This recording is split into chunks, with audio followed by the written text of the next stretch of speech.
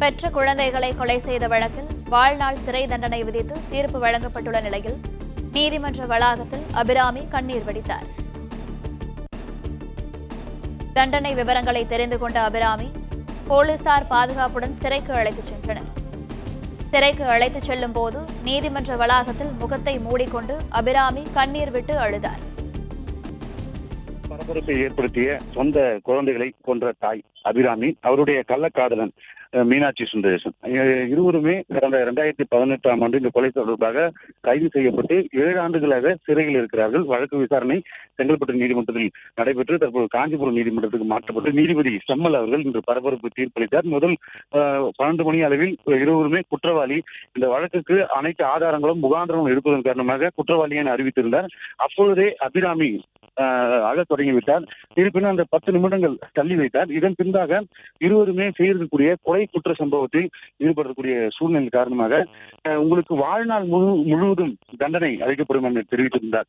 சாகும் வரை உங்களுக்கு அந்த மரண தண்டனை வழங்குவதற்கு ஏதுவாக இல்லை என்றாலும் நீங்கள் வாழ்நாள் முழுவதும் இந்த தண்டனையை அனுபவிக்க வேண்டும்.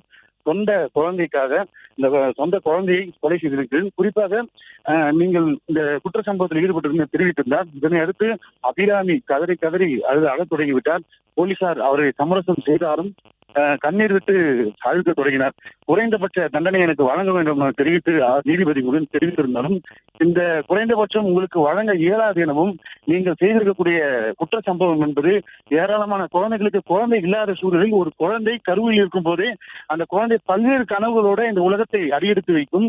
நீங்கள் சீராட்டி பாராட்டி இந்த குழந்தையை வளர்த்தக்கூடிய சொந்த தாயை இந்த ஒரு காம இச்சைக்காக இந்த கொலை செய்வது மிகப்பெரிய குற்றம். உங்களுக்கு மரண தண்டனையை வழங்கலாம், ஆனால் காந்திய வழியில் இந்த மரண தண்டனை எனக்கு வழங்க முடியாத ஒரு சூழ்நிலை. பல்வேறு வழக்குகளை மேற்கோள் காட்டி அதை சுட்டிக்காட்டி இந்த உங்களுக்கு அதிகபட்ச தண்டனையாக வாழ்நாள் முழுவதும், ஏற்கனவே 7 ஆண்டுகள் சிறையில் இருக்கிறீர்கள், மேலும் வாழ்நாள் முழுவதும் இந்த தண்டனையை அனுபவிக்க வேண்டும்.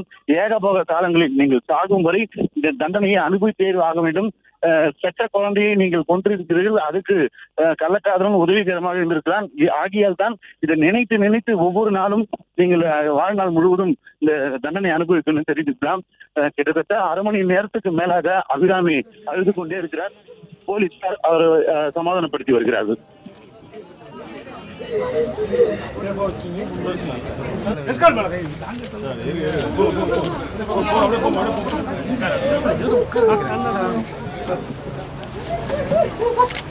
சார் இருங்க சார் வண்டி